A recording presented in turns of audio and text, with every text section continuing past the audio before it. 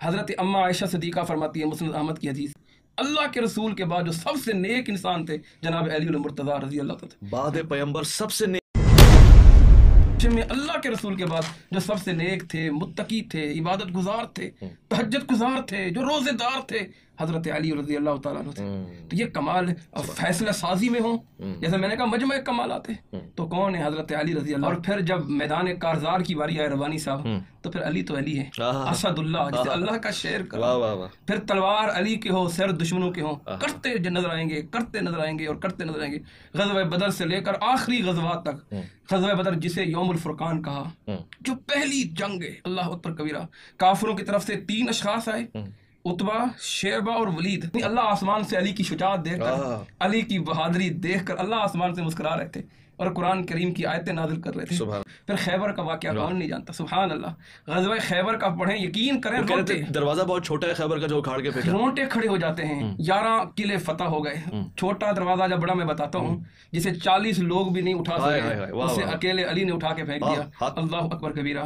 تو بات یہ ہے کہ اللہ کے رسول صلی اللہ علیہ وسلم کیا فرمایا، صحابہ کوشش کرتے رہے، فتح نہیں ہو رہا، شام ہو گئی، دن رات میں نے اتنی محنت کی، کہنے لگے لآتین ھذہ رائے غدن، کل میں جھنڈا اسے دوں گا یفتح اللہ بھی، جس کے ہاتھ میں اللہ فتح دیں گے، اور یحب اللہ ورسولہ ویحبہ اللہ ورسول، سبحان اللہ، کہ وہ بھی اللہ کا محبوب، اللہ کے رسول کا محبوب ہے، اللہ اور اس کے رسول اس کے محبوب ہے۔ اب پوری رات صحابہ اضطراب کی کیفیت میں ہیں، بھلا کون خوش نصیب ہوگا جس کو یہ جھنڈا ملے گا، سوچ رہے ہیں، بلکہ لوگوں کے دل میں تڑپ اٹھ رہی ہے، کاش کہ یہ ہم ہوں، کاش کہ یہ ہم ہوں۔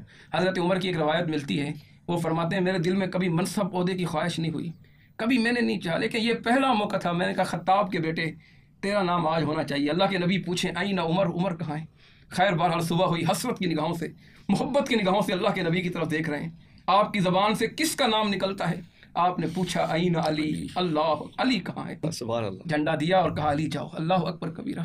کیسے فتح یاب کیا، کیسے اللہ نے مرحب کہتا ہے، 50 سال میں بندہ ہوں، خیبر کا میں سپہ سالار ہوں، میرے سامنے یہ بچہ یہ کہتا ہے میں وہ ہوں سمتنی امی حیدر ہوں، جس کی ماں نے اس کا نام حیدر رکھا ہے، اللہ اکبر کبیرہ۔ پھر اللہ نے فتح دی، علی کے کیا کہنے۔ ربانی صاحب ہر میدان میں علم نجوم کا بانی دیکھیں گے علی ہے، علم نحو کا بانی دیکھیں گے علی ہے، علم فصاحت کا بانی دیکھیں گے علی ہے، وغیرہ علم، حتیٰ کہ دیگر علوم آپ کو نظر آئیں گے، تو علماء کا بادشاہ اگر کوئی نظر آئے گا تو وہ علی نظر آئے گا۔ سبحان اللہ، کیا کامل گفتگو ہے، فصاحت اور بلاغت سے سرشار گفتگو ہے، اور اس شخصیت کے حوالے سے گفتگو ہے واقعاً جو ہر چیز کے سر پہ تاج کی حیثیت سے چمکتے ہیں۔ تاج صحابیت ہیں آپ، تاج اہل بیت ہیں آپ، اور یہ جو اولیاء اوصیاء کا سلسلہ ہے اس کا تاج ہے آپ، پروردگار لاکھوں کروڑوں درود ایسی شخصیت کے اوپر۔ علامہ صاحب آپ کی طرف آتا ہوں، ایک بات سمجھ نہیں آتی، مفتی صاحب نے جو فضائل المناقب جس کا احاطہ فرمایا، دل ایسے ہو گیا ہے، میں تو کہتا ہوں کسی غیر مسلم کا بھی ہوگا تو دیوانہ ہو جائے گا ایسی شخصیت ہے، پھر دشمنی کیوں حضرت علی بن ابی طالب سے، اتنی مشکلات کیوں؟ اعوذ باللہ من الشیطان الرجیم، بسم اللہ الرحمن الرحیم، الحمدللہ وکفی وسلام علی عبادہ الذین اصطفی، اما بعد۔ شکر گزار ہوں آپ کا، آپ کی محبتوں، عنایتوں کا، اور مفتی رفیق صاحب نے ثابت کیا کہ وہ رفیق ہیں۔ ذکر علی کے زمزم ان کے لبوں سے جاری تھے، اور ہم محو گفتگو تھے اور جامع ولائے علی کو محسوس کر رہے تھے۔ جزاکم اللہ خیرہ۔ آپ نے کہا کہ علی وہ ذات ہے کہ جس میں کفار بھی جاذب نظر آتے ہیں، وہ علی جو ہے علی میں مجذوب نظر آتے ہیں۔ جارج جرداق جس نے مولا علی پر 4 کتابیں لکھی، عیسائی مورخ ہے، اور اسے بلایا بھی گیا کہ آپ علی کے علاوہ کسی اور پہ کتاب لکھیں، تو جارج جرداق نے کہا جس نے پوری زندگی علی پہ لکھا ہے اب علی کے علاوہ کسی پہ نہیں لکھے گا۔ تو وہ اس کا دعویٰ ہے کہ کوئی 1000 مرتبہ میں نے نہج البلاغہ پڑھا ہے، اور فصاحت و بلاغت کا جو سلطان ہے وہ علی ابن ابی طالب ہے۔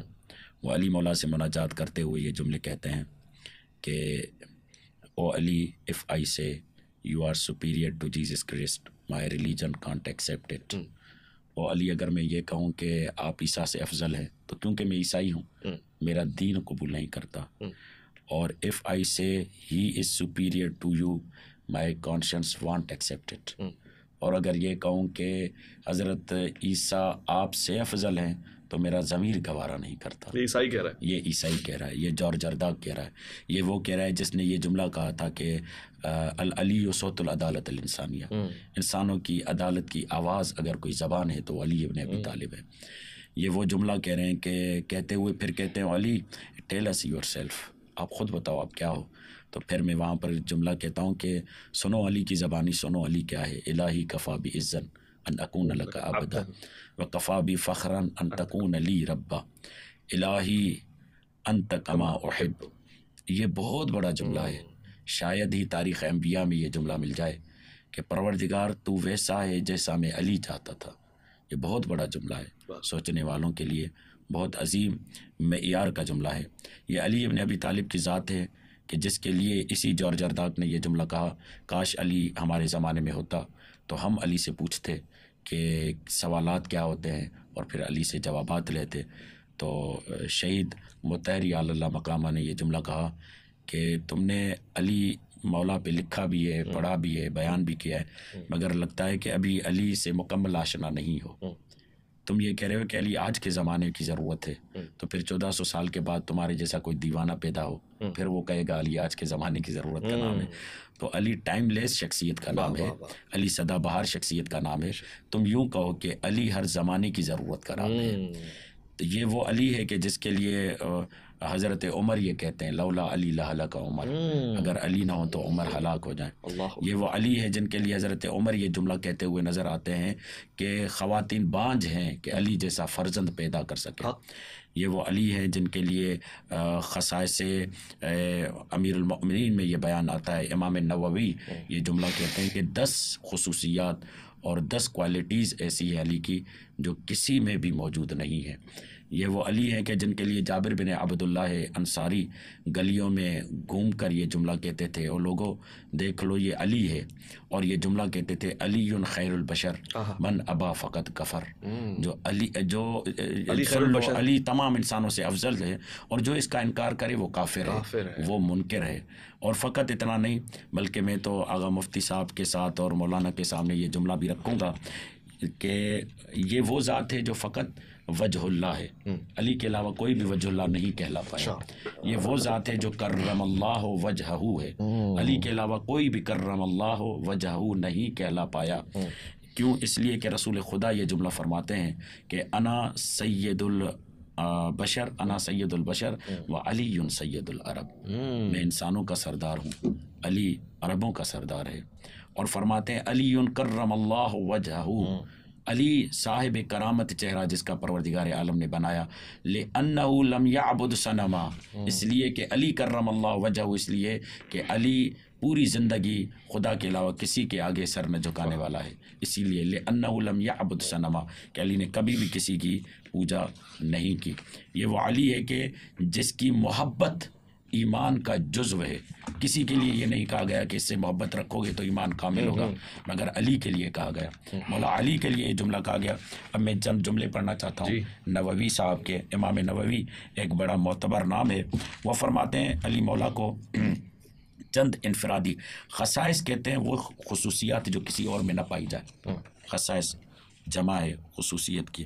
فرماتے ہیں کہ علی مولا کا پہلا شرف جو ہے وہ یہ ہے کہ آپ ابتدا اسلام لانے والے آپ ہیں، اولین فرد وہ ہیں جنہوں نے اسلام کو قبول کیا.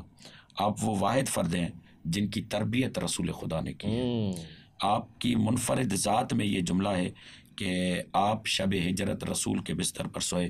تو مجھے تو یہاں پر وہ بات یاد آ رہی ہے جناب ام حبیبہ جو حضرت ابو سفیان کی بیٹی ہیں، دختر ہیں، کہ جب وہ فتح مکہ ہوا تو جب رسول خدا کے گھر آنا چاہ رہے تھے تو اور بستر پر بیٹھنا چاہ رہے تھے تو بی بی ام حبیبہ نے کہا کہ ذرا آپ رکیے، میں بستر کو لپیٹ لیتی ہوں. تو جب لپیٹا سائڈ میں رکھا تو کہا بیٹا کہ کیوں؟ آپ نے کہا یہ رسالت کا بستر ہے، اس پہ ہر کوئی نہیں بیٹھ سکتا. تو مجھے یہاں سے یہ سمجھ میں آتا ہے کہ اس رسالت کے بستر پہ وہی بیٹھ سکتا ہے، وہی سوچ سکتا ہے جو رسالت میں سے ہو، جو نبی میں سے ہو، جس کے لیے نبی یہ کہے علی منی و انا منہ، حسن منی و انا منہ، حسین منی و انا منہ. مواخات جس میں اخوت کا معاملہ ہے. آغا نووی یہ جملہ کہتے ہیں کہ اگر رسول نے مواخات مکے میں کیا تب بھی علی سے، مدینے میں کیا تب بھی علی سے.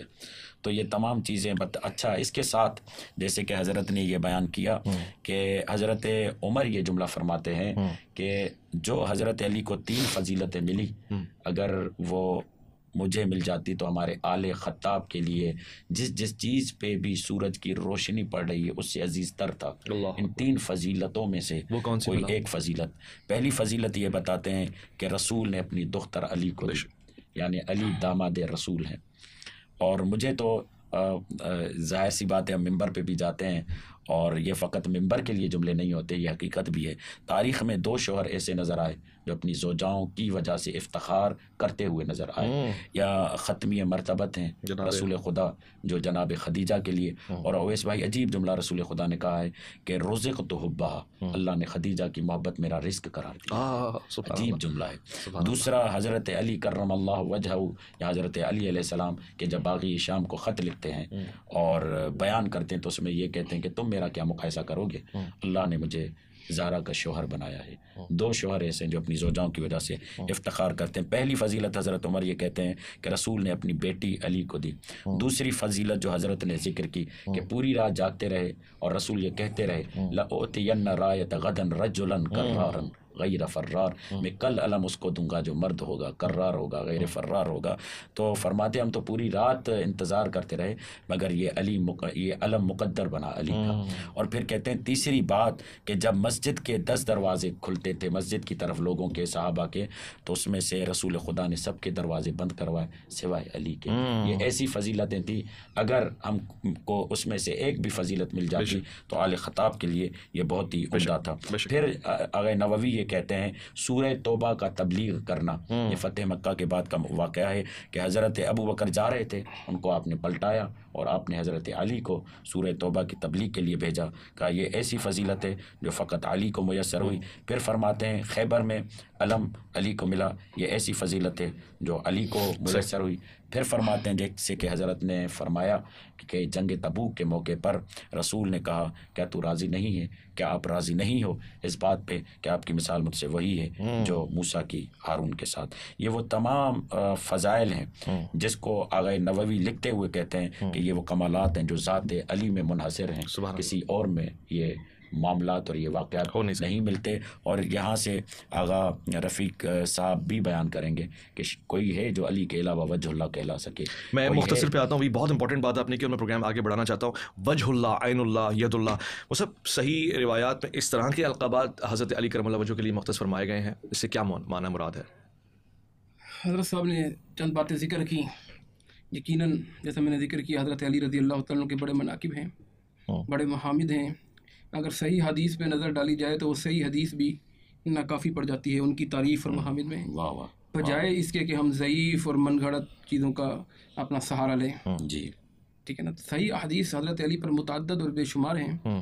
میں آپ کے سامنے ایک حدیث بیان کرتا ہوں اللہ کے رسول صلی اللہ علیہ وسلم کی، اور یہ حدیث صحیح ہے کہ نبی علیہ السلام نے فرمایا علی مثل فیک مثل عیسیٰ، علی تمہاری مثال ایسے ہے جیسے عیسیٰ علیہ السلام کی مثال تھی۔ کبھی موسیٰ علیہ السلام سے ملا رہے ہیں، کبھی عیسیٰ علیہ السلام سے، اللہ اکبر۔ بلکہ حدیث تشبیہ جو ہے تمہاری مثال ایسے ہے، تمہاری مثال ایسے ہے، آگے پوری حدیث سنیں پھر آپ نہیں کہیں گے کہ تمہاری مثال ایسے ہے جیسے عیسیٰ علیہ السلام کی مثال ہے۔ فَإِنَّ الْيَهُودَ قَدْ أَبْغَضَتْهُ، یہودیوں نے جناب عیسیٰ علیہ السلام سے بغض کیا، اتنا بغض کیا کہ حتیٰ بہت امہ، حتیٰ کہ عیسیٰ علیہ السلام کی ماں پر الزام تک لگا دیا۔ فَإِنَّ الْيَهُودَ، اور یہودیوں نے کیا کیا، فَإِنَّ عیسائیوں نے کیا کیا، محبت کی، اتنی محبت کی کہ انہیں حد سے بڑھا دیا، حد سے اتنا بڑھایا کہ اللہ کا بیٹا کہہ دیا۔ بلکہ نبی علیہ السلام کی ایک حدیث ہے اور صحیح حدیث ہے، علی تمہاری وجہ سے 2 لوگ جہنم میں، 2 قسم کے طبقے جہنم میں جائیں گے۔ ایک طبقہ وہ جو تمہیں تمہاری مناقب کو، محامد کو گھٹائے گا، ایسے بدبخت وجود ہے، مبغض، جو بغض کرے گا، جو علی رضی اللہ تعالیٰ کے مرتبے کو گھٹائے گا، نعوذ باللہ علی کو بزدل کہے گا، ایسے بدبخت بھی ہیں۔ اور کچھ ایسے ہیں کہ جو غلف کریں گے، اور غلف ایسے کریں گے کہ ان کا مقام اتنا بڑھائیں گے کہ انہیں انبیاء سے افضل قرار دیں گے، ان کا مقام اتنا بڑھائیں گے کہ اپنی کتابوں میں یہ لکھیں گے کہ نعوذ باللہ جبرائیل نے خیانت کی، آنا تو حضرت علی کے پاس نبوت لے کے تھا لیکن وہ نبوت لے کے گئے محمد رسول اللہ کے پاس، اتنا بڑھائیں گے، علی کو مشکل خشا کہیں گے، حاجت روا کہیں گے، معصوم عن الخطا کہیں گے۔ یہ خلق اہل السنہ والجماعت، میرا عقیدہ یہ ہے انبیاء کے بعد، فاطمہ کے بابا کے بعد، انبیاء کے بعد، ابو بکر و عمر عثمان کے بعد، اس کائنات میں جو سب سے بڑا مقام ہے وہ حضرت علی رضی اللہ عنہ، حضرت ابو بکر سے بی بی عائشہ یہ پوچھتی ہیں کیا آپ علی کے چہرے کی طرف دیکھتے رہتے ہیں؟ میں نے سنی ہے. تو موجود ہے نا، تو فرماتے ہیں نظر الی وجہ علی عبادہ، میں نے رسول خدا سے سنا ہے